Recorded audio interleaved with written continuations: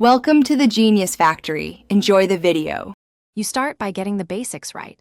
Check Fortigate and Fortiswitch firmware compatibility, then cable the switch to the Fortigate using the dedicated FortiLink port. Once done, log into the Fortigate GUI and enable FortiLink on that interface. Assign an IP and subnet so management traffic flows. You do this because FortiLink provides the control plane.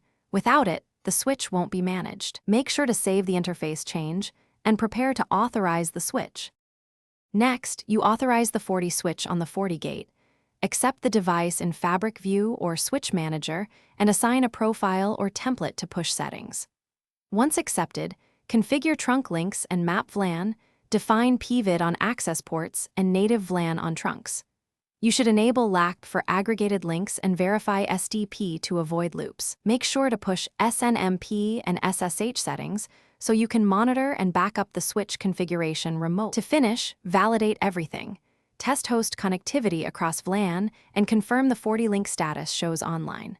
Once done, push firewall policies and routes from the Fortigate so traffic traverses correctly, and check HA synchronization if applicable.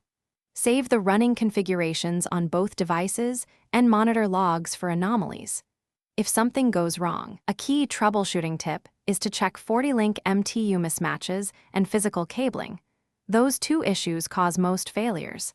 Adjust MTU or replace cables and retest.